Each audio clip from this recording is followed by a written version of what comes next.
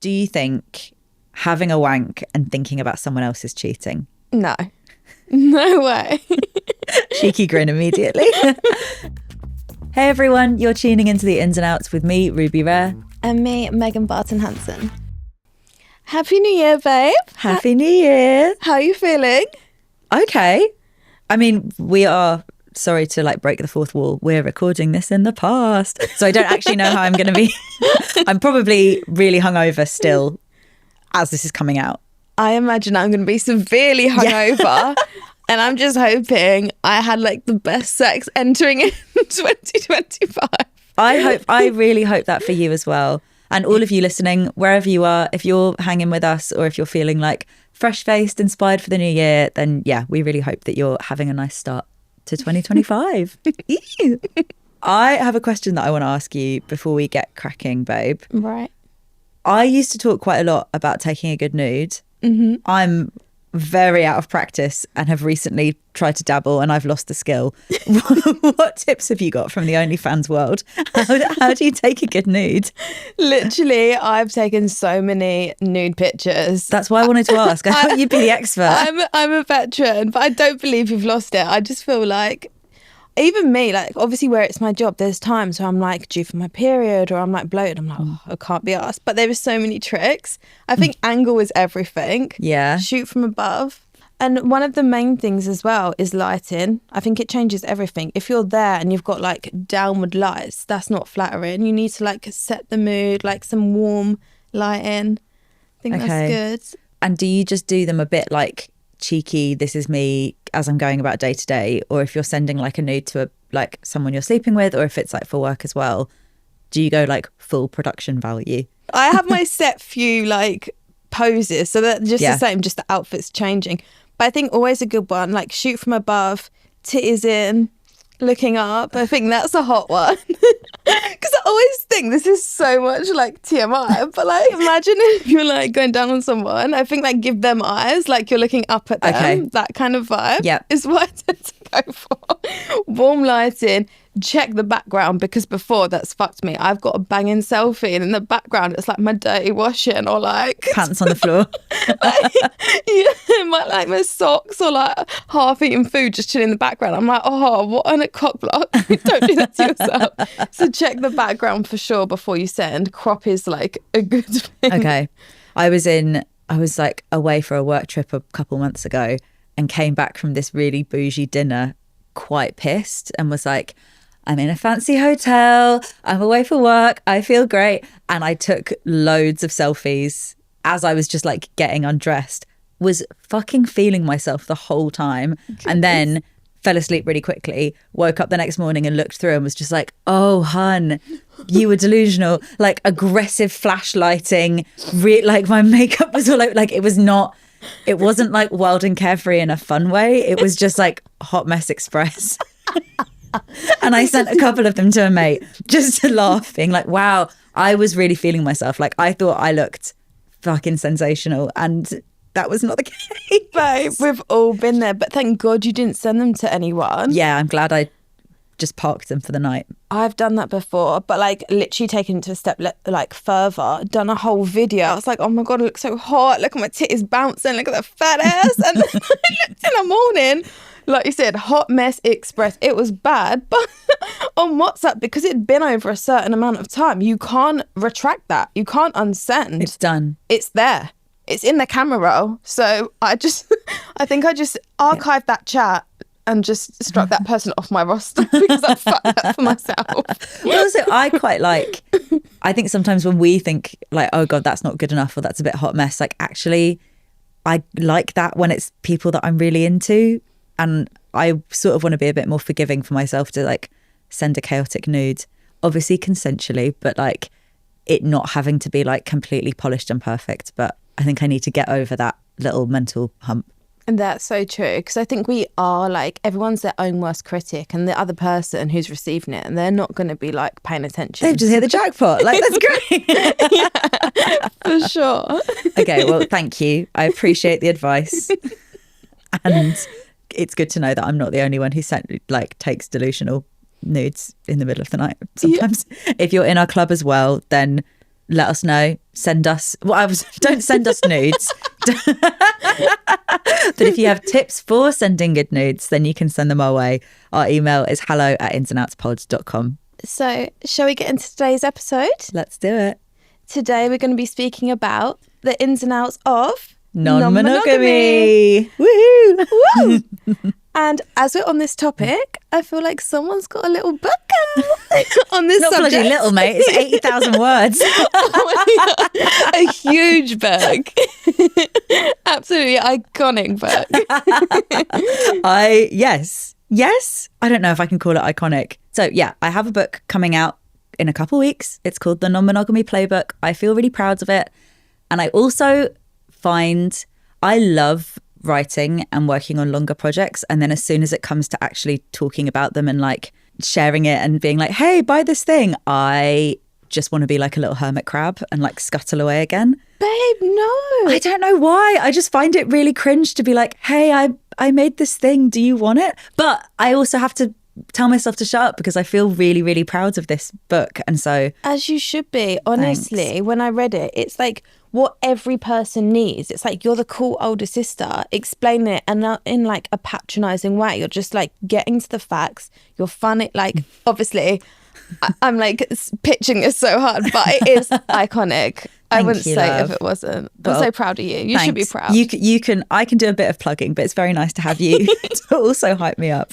But yeah, we wanted to kick off the year talking about this topic because I've been thinking about this for this book for like a year, and I put so much into this, and it's a topic that still people don't know loads about. So I hope this episode can give people a little like an intro, and then obviously if you want to learn more, there's a shiny book that I feel nervous about that's about to be out in the world. So yeah, shall we chat through some non-monogamy 101 stuff? Let's dive in. So to begin with, how do you define monogamy? Monogamy is just two people just solely in an intimate relationship with each other. There's no flirting, there's no casual sex with anyone else. It's just them. That's their unit and that's it. I think that's pretty similar to a lot of other people's interpretations of monogamy. Although it does change from relationship to relationship. I think we really do ourselves a disservice when we assume that monogamy is a one-size-fits-all thing. So maybe, are you up for doing a little quiz with me? Yeah. Yeah, okay. So I want you to have a think with your personal understanding, if any of these things, if they fit within a monogamous relationship or if you'd consider it cheating or like, beyond the realms of that relationship. So do you think having a wank and thinking about someone else is cheating? No. No way. Cheeky grin immediately. Is watching porn cheating? No. Is having a close friendship with someone that you're attracted to, but you're not physically intimate with, cheating? Yeah. Yeah? Yeah, I think so. I don't know. Yeah. It's just inappropriate, okay? And I'm supposed to say yes or no. Inappropriate. Hey, we can fuck up the rules here. Is getting with a stranger when your partner is away cheating? Yes. And is having sex with someone who is a different gender to your partner cheating? Yeah.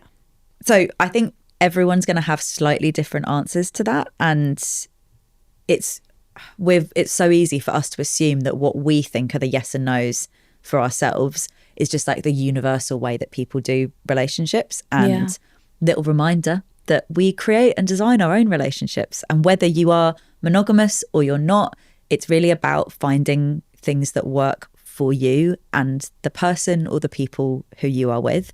So yeah, I guess that middle one that you got caught up with, like having a close friendship but nothing like sexual or intimate is happening.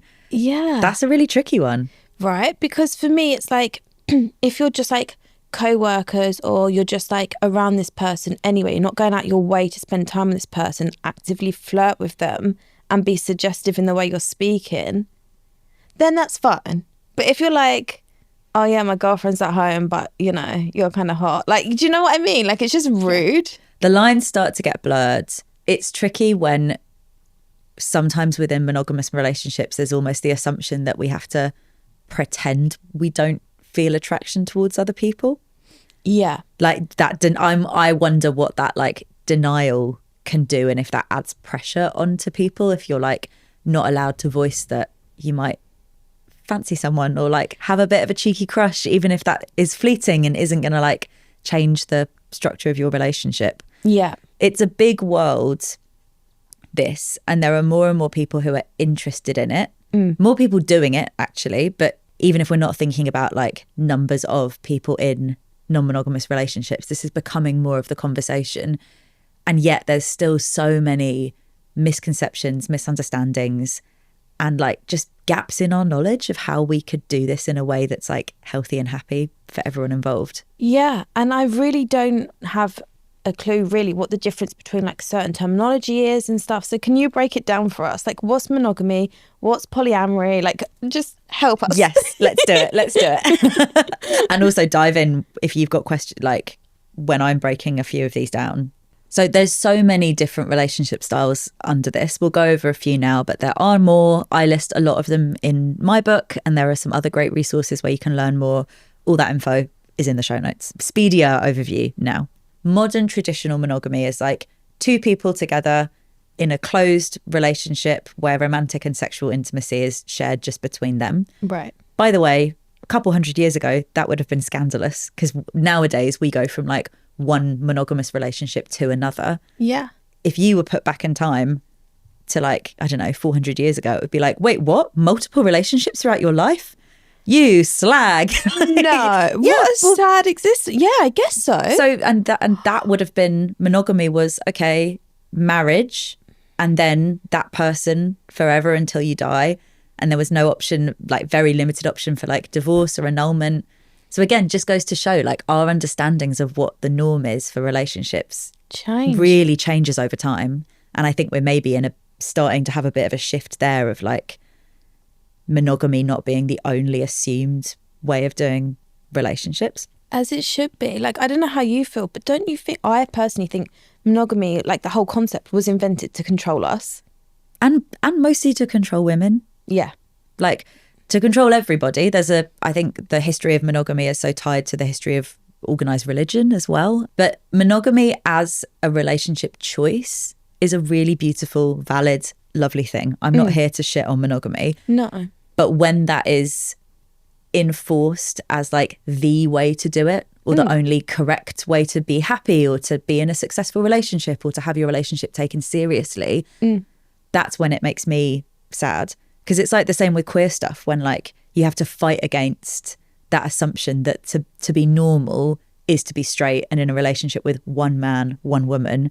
You can see how like the kind of queer historic struggles and present struggles combine with all the stuff with like compulsory monogamy as well. Yeah. And it's like, who's dictated to us that that is the norm? Monogamy is the norm. Straightness is the norm. Like, sorry, who said that? Not for me. Not for me, honey. So that's monogamy. And then non-monogamy is basically anything that's not that. Some people say consensual non-monogamy or ethical non-monogamy. That's just too many syllables for me. I can't really be bothered. Yeah. But also, we don't say ethical monogamy or consensual monogamy. True. So again, there's maybe a bit of a double standard, and I get a bit angsty about that, of being like, why should I have to say that the way I do relationships is exactly ethical? It's not the same as cheating, goes without saying. Of course. It's about like agreeing your boundaries and your kind of what everyone's feeling happy with in that context.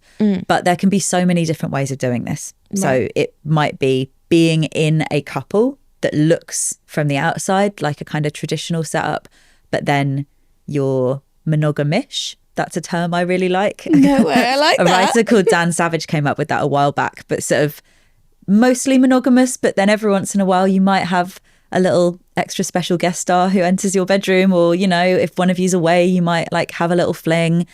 And just, you know, it can be a bit more fluid than just like monogamous or not monogamous. You can have polyamory, which is I think the term that most people are familiar with out of all of these little subcategories. Yeah.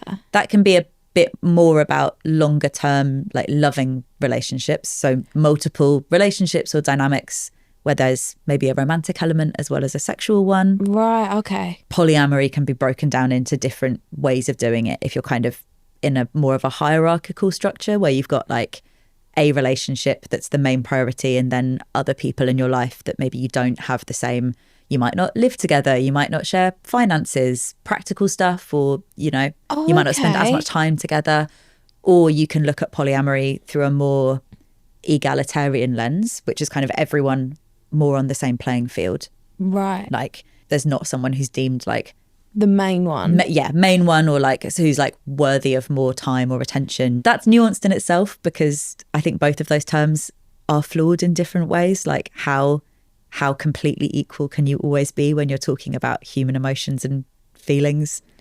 Yeah, but don't you think, like, obviously, even if you try to be as equal as you possibly can, to be fair or whatever, that's the boundaries that's in place. There is going to be flavour of the month. Whether you have like particularly good sex with one week, you're going to be like, oh. I love flavour of the month. It's such a nice way of phrasing it.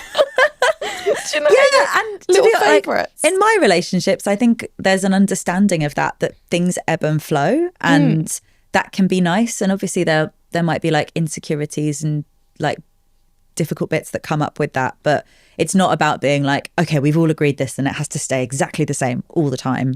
There's a bit more fluidity with it. Two terms that I really love and I've kind of personally moved more towards over the years is like, one is solo polyamory. A lot of open relationships and non-monogamy still ends up really centering couples as like the way to do relationships, but you just have more than one. Right. And solo polyamory is like reframing that and thinking of me as like actually the relationship I have with myself and with like my platonic loves. You know, like I live with my sibling now, they're my best mate and my favorite person. That's a really important relationship in my life. A lot of the time that's not seen as significant in the way that a romantic and a sexual partner would be. That's actually the longest term relationship in my life. That's the one I care about the most.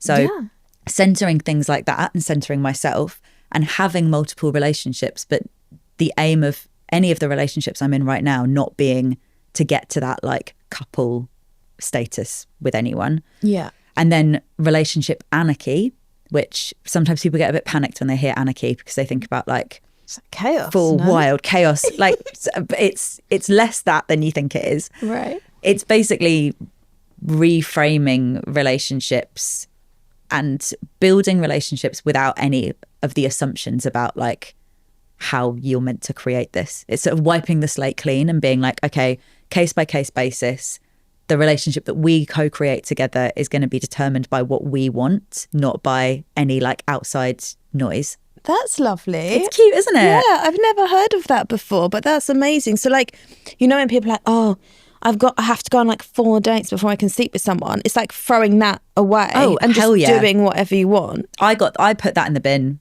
like 10 years ago. Good. I really don't believe in that. Like, oh, a man's only going to respect you if you like wait 4 dates to sleep with him. But we carry around so many of those rules, and like some rules are more conscious than others. But yeah, just really, I've been in non-monogamous relationships in some way or other for a decade now.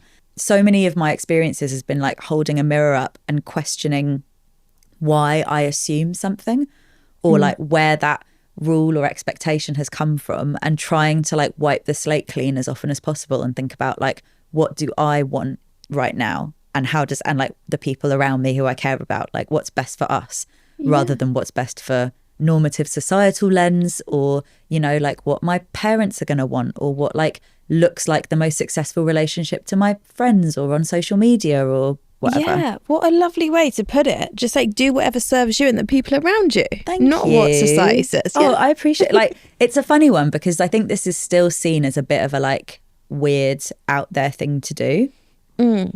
And I mean, in my circles, this is kind of the norm. I still have a few monogamous friends, and they are now in the minority in like my friendship groups. Oh my God, I want to hang out with your the friends. tide's turned. Hey, you can come on in anytime.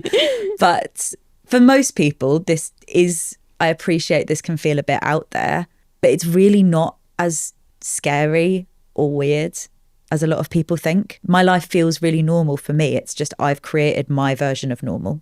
Yeah, as you should. And I feel like that's a really refreshing way to look at it, because I think I'm from such a small town in Essex. It's very traditional. Everyone's very like, follows the rules. And it's like, we just kind of get born, go to work, do what people say, and we don't question it. Whereas you've got the right idea. You and your friends seem like living for you, authentically yourself, not just following this like rule book that someone's made in the 1800s to control women. Yeah. Like, and what? living authentically can look like doing all of that stuff as well. This isn't about making anyone feel bad about their choices or what feels right for them, but just being able to question and make sure that what you're doing feels good for you. Because I think there are a lot of people who just step into these quite traditional things without ever really being given an option to consider if that's right for them or not. Yeah. So in moments you've been like, maybe I should be polyamorous, and then other moments you being like, hell fucking no. So where do you feel like, do you think you'd ever consider doing something like this? It's really, really hard because I haven't had a long-term relationship to know. And I feel like I could see myself, say if I've been married for like, or like with the same person for 5 years, I could see that getting very boring. It's hard to say. But I also, on the flip side of that, whether it comes from like underlying insecurity or like low self-esteem, I do get very jealous and possessive. If someone's like with me, I say to people when I'm dating them, like, there's a 6 month, maybe a year where we're just casual, where we can have threesomes, we can have group sex, we can go to sex parties. When I've fallen in love with you, whoo, it would hurt me so bad. There's something here which gets bigger than just relationship stuff. I write about this, there's a whole chapter called Elastic Love, and it's looking at how basically capitalism has really dictated our understanding of love and like the way that we see love as a finite resource and something that can be used up. Like a lot of that comes from like economic structures of going, okay, well, if you limit the quantity of something, then the value goes up. Right. And I think we end up doing a version of that with our emotions and in our love lives. And so thinking like, okay, well, someone getting attention that like takes attention away from me, or like someone caring about someone else means that I'm getting less of it.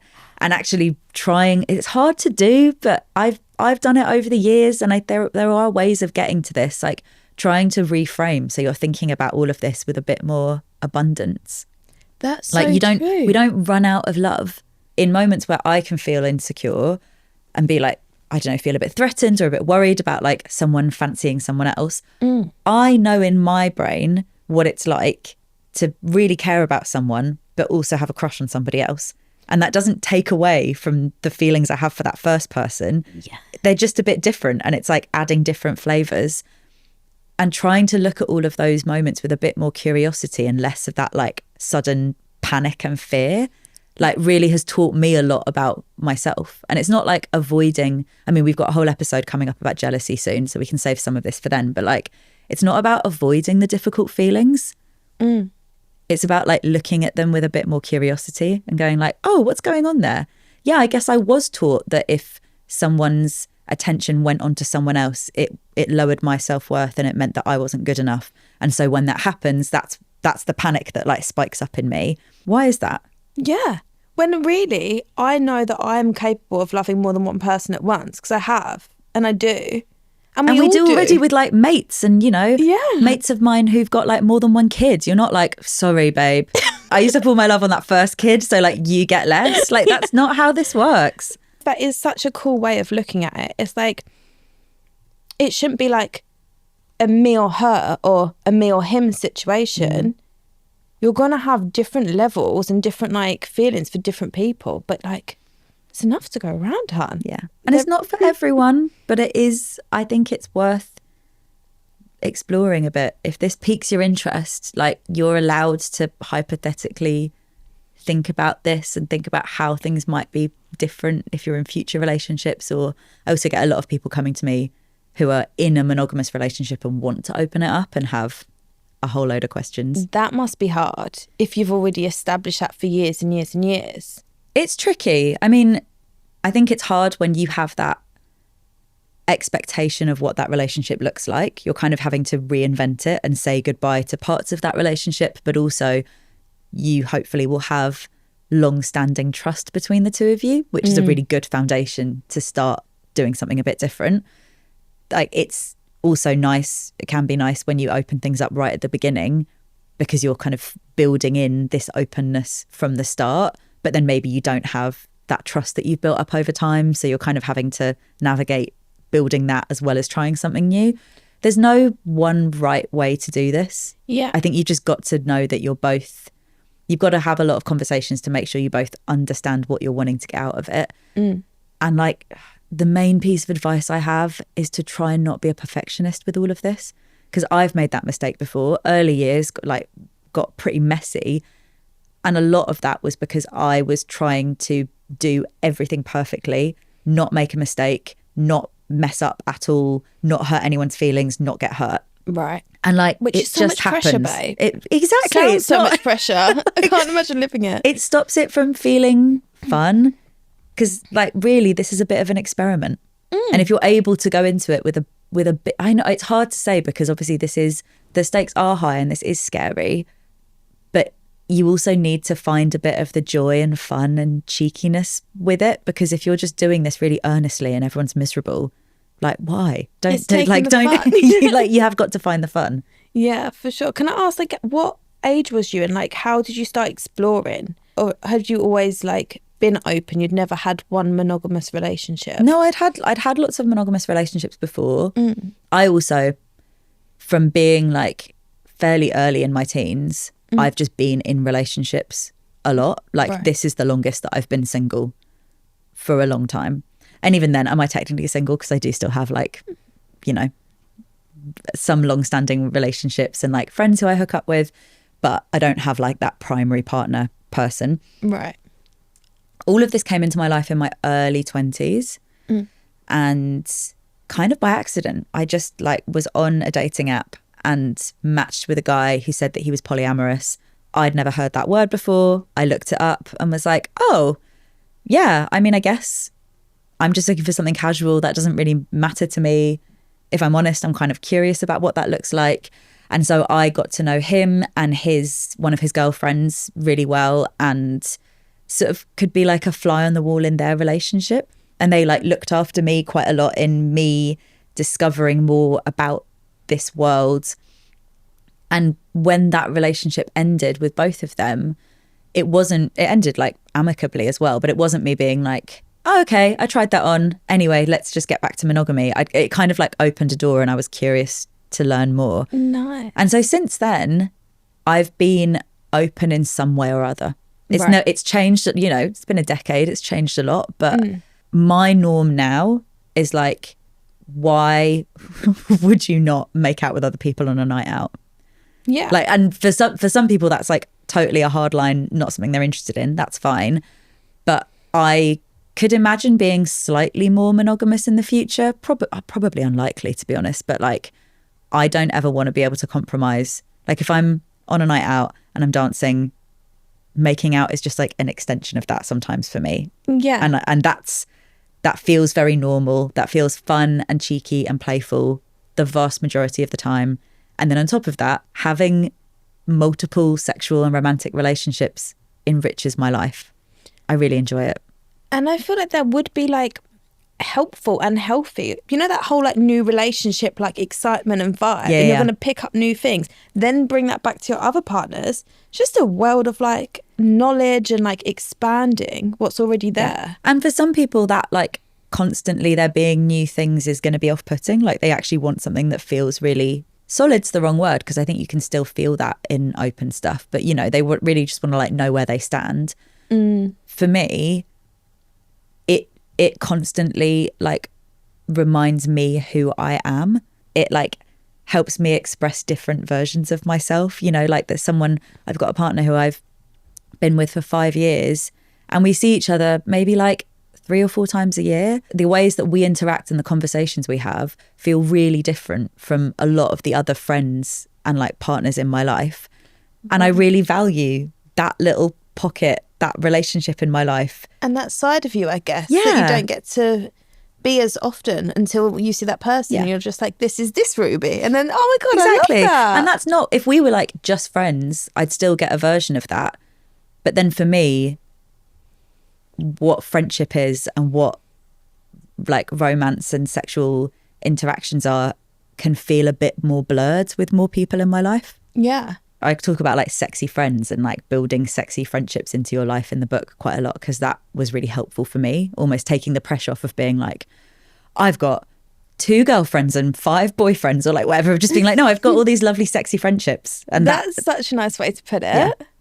Does it feel like I'm just talking about this like weird utopic universe to you? No, honestly, you're like making me like see things from a different perspective. Like the thing that really tapped in is like when you said, just because someone's giving someone else love, it's not taken away from the love they're giving me, which is groundbreaking. I never thought that. I thought there is like this pot of love, and like if you've used 90%, I'm only left with 5. Like who made that? Well, there's another 5 as well there, babe. Maths.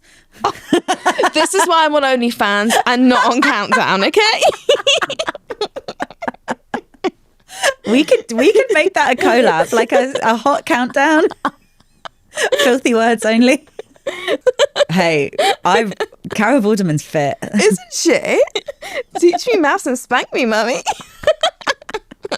This is so off topic, but who's your weird crush? Mine's Louis Theroux. I don't know what it is. See, we were talking about this ages ago and you couldn't think of one. You've got Louis Theroux. I see it. I don't fancy him because he feels too similar to my dad. We're not going there. Should we hang out? I think my dad's wife would probably not be as into that because they are monogamous. Oh, and also, if you start dating my dad, what a fucking plot twist for this podcast. Okay, I think Louis Theroux's monogamous and married, but you pursue some lookalikes of him. Carol, if you're listening. Also, she's kind of in open relationships. Is she? She's spoken about it before publicly. Like, I think there are so few celebrities who are like open about this because you just get kind of typecast and so easily sexualized, and especially for women, I think it's like less permissible. But she said on podcasts before, like she's done with like marriage and with one relationship, and she has like lovely gentleman friends, and like everyone's on board, everyone knows what's going on, but she just like has these nice friendships and then is alluded to the fact that there's like sex involved as well, but there's just more than one of them. That's so gangster from her. I love that. She's in my club. Oh my God, I would die. Can we get all our listeners to like DM her? Please come on our podcast. Carol, we love you. And she's really political. She's amazing. Okay, actually, want someone else on your roster, Carol? 2. I'm joining. Ruby, I feel like you've really opened my whole like mind of this whole like polyamorous, like open relationship kind of thing. If anyone's listening at home, but they've already got like a relationship going for like, I don't know, a few months, year, whatever it is, but they want to try and explore this, what's your tips? How would we? Can you guess what my first tip is? No. Buy the book. Oh, of course. Yes. That's a great place to start. I hate doing this plugging, but it's also really important. No, there's a whole chapter called How to Open Up a Relationship Without Fucking Up. Perfect. Because majority of the time when people are looking to this, I'd say they're already in a relationship, and that can be really daunting, but it's very doable if you want to kind of give this a go, see how this feels, research, read, listen to podcasts, do like talk to people, but don't take everything as gospel for you. Right. Because I definitely spent 3-4 years at the beginning of this reading stuff and just being like, that's the way you do it, and like not questioning stuff myself and creating like my own kind of landscape and world. So everyone's advice and insight is stuff that you then get to consider and be like, how does that relate to me? Does that sit with me? Does that not? You don't have to pick up everything that everyone says. Right. That makes sense, I guess, because then if you did just read what your like you said, you read certain information. You're like, right, I've gone from monogamy and being told what to do in monogamy, and now I'm being like told what to do. So like another set of rules. In non-monogamy. Yeah. So yeah, going in with a bit more of an open mind, just really trying not to fall into that trap of being a perfectionist about all of this and being like, I'm not going to mess this up at all, because it like that's an inevitability. It's about how you move through that and how you are honest with yourself and communicate through moments that are difficult rather than avoiding the difficult stuff at all. Find some friends who are also in these communities who you are not fucking. Yes, that's a good idea. That was a safe space. It took me years to actually have mates who I wasn't like sexually or romantically involved with, and that's complicated. Like sometimes you just need some platonic mates to have a sounding board, and especially if you're new to this and everyone you know is monogamous, and then the only people who you know who aren't, you're like in a relationship with in some kind of way. It's tricky. I think finding friendships is really important. That's so true, because I feel like my first ever threesome was with a couple who were open, and I was just like the extra. I didn't know if who else that was like having sex on the side, but for me, I started to have strong feelings for the girl, and I was like, if only I had friends who were in a similar situation that I could speak to and be like, have you been in this situation? Yeah. Then maybe I would have run with that more, or maybe my next relationship would have still been like non-monogamous, because I like that setup and dynamic. But because I didn't have any friends to sound off of, you kind of need to find your little safety net in yourself, but also within like mates and lovers and all that kind of stuff. Yeah, and I hopefully this is what this podcast is going to do, because I felt so like alone in going through that experience, but hopefully us talking about it, like we would love to hear everyone's stories, wouldn't we? And like have a community, I guess, of people to be each other's sounding boards. And oh my, exactly, that's the dream. That's what this is all about. And do like, if you've got specific questions about any of this stuff, I'm really curious to hear. And also if you disagree with this as well, like I mean, say it nicely, let's not be dicks to each other, but like I'm really down for there being different opinions about this, but we learn so much about ourselves and each other when we like hold different opinions up against each other. Definitely. Yeah. We want to hear from you guys. Our email is hello@insandoutspod.com. My book baby is called The Non-Monogamy Playbook, and I have been told to say this because it's important. If you like this, if you're interested in getting the book, then pre-order it, please. Apparently it's really important because it like all contributes to the first week of sales and all of that stuff.